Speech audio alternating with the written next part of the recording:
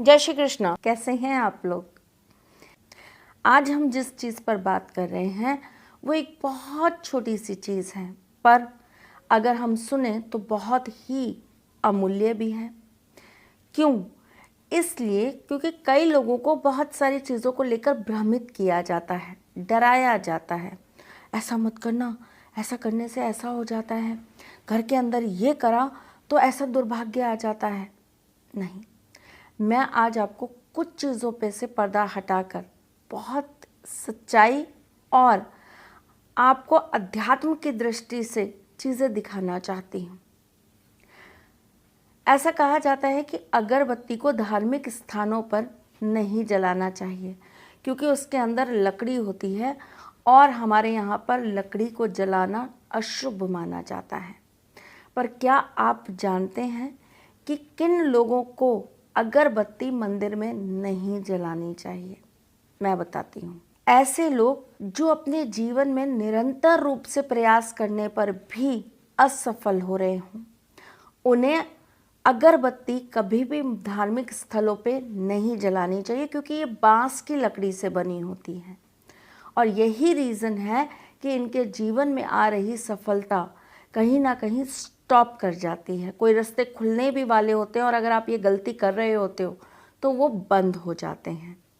ऐसे लोग जिन्हें अपने घर से बहुत तिरस्कार मिलता है, जिन्हें अपने माँ बाप से प्रेम नहीं मिलता, जिन्हें अपने बड़े बुजुर्गों द्वारा कभी भी प्रोत्साहित या बहुत ज़्यादा प्रेम नहीं किया जाता, ऐसे लोगों को धार्मिक स्थल पे जाकर अगरबत्ती नहीं जलानी चाहिए। जिनकी कुंडली के अंदर शनि सप्तम में या नवम भाव में बैठा हो, ऐसे लोगों को धार्मिक स्थल पर जाकर अगरबत्ती नहीं जलानी चाहिए। बहुत सारे लोग मुझसे पूछते हैं एकादशी व्रत किनको करना चाहिए। वैसे तो एकादशी व्रत कौन करेगा, ये अपने मन की एक बात होती है, मन की इच्छा होती है, क्योंकि एकादशी का जो व्रत है वो ठाकुर जी नारायण जी का व्रत है और श्री हरि नारायण का व्रत आपको मोक्ष प्राप्ति के लिए कराया जाता है। एकादशी के व्रत से बहुत बड़े बड़े पाप खत्म हो जाते हैं। परंतु किनको स्पेशली ये व्रत करना ही चाहिए, क्या आपको ये किसी ने बताया? नहीं, मैं बताती हूँ। ये व्रत उन लोगों को ज़रूर करना चाहिए जिनकी कुंडली के अंदर शनि और चंद्रमा अच्छे ना हों, या शनि चंद्रमा की युति हो, या शनि और चंद्रमा एक दूसरे को देखते हुए हों। जिन लोगों के साथ चीज़ें बहुत ज़्यादा नेगेटिव होती हों, जो लोग डिप्रेशन के बहुत ज़्यादा मरीज़ रहते हों, जिन लोगों के जीवन के अंदर अंधकार बहुत आ गया हो, जिनकी बात के अंदर एक अजीब सा नेगेटिव या एक अजीब सी नीरसता दिखाई देती हो, उन लोगों को एकादशी का व्रत ज़रूर करना चाहिए। किन लोगों को शनि का दान करना चाहिए या किन लोगों को अपने भाग्य को खोलने के लिए शनिवार के दिन शनि के पेड़ पर जाकर, यानी कि पीपल के पेड़ पर जाकर टोटके और उपाय करने चाहिए।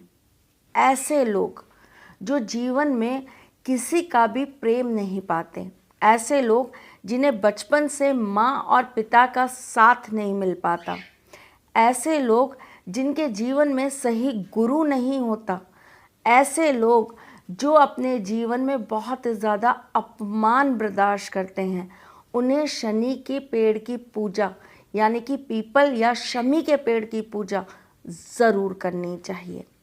जिनके जीवन के अंदर बहुत पैसा लगाने के बाद, बहुत ज़्यादा एफर्ट्स लगाने के बाद फिर भी सफलता नहीं मिल रही है, पैसा वापस नहीं आ रहा है, बरकत नहीं हो रही है, ऐसे लोगों को किन चीज़ों को लेकर सावधानी रखनी चाहिए?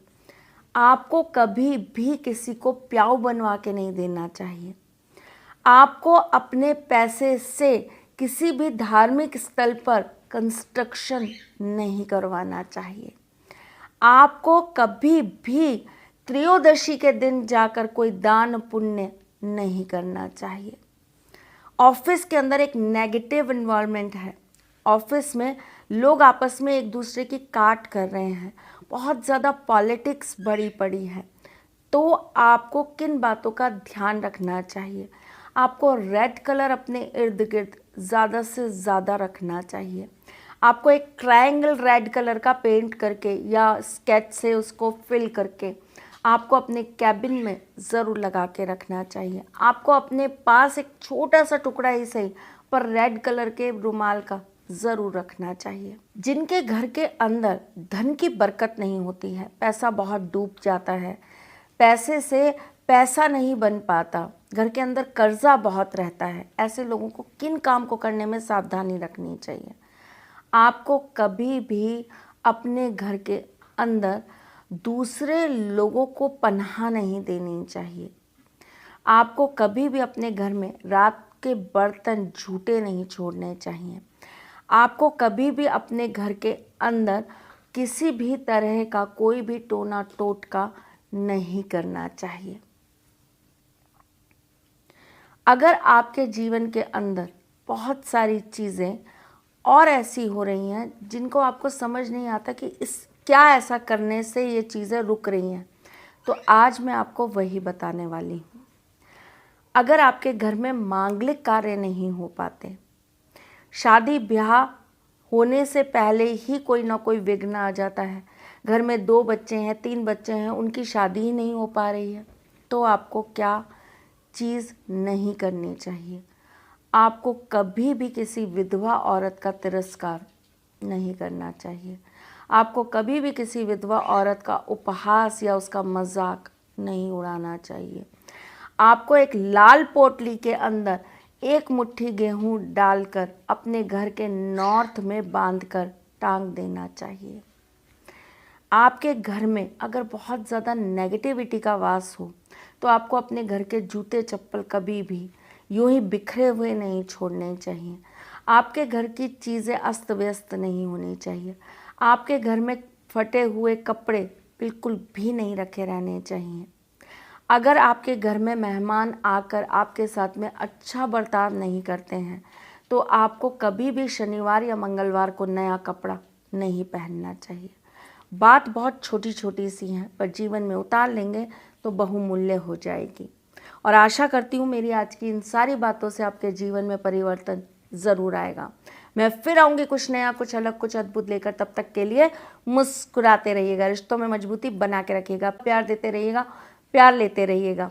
कमेंट्स करना बिल्कुल मत भूलिएगा। ठाकुर जी का आशीर्वाद आप सबके साथ सदा सर्वदा इसी तरह बना रहे, इसी मनोकामना के साथ आज के लिए इजाज़त चाहती हूँ। फिर आऊँगी मैं आपके पास। जय श्री कृष्ण।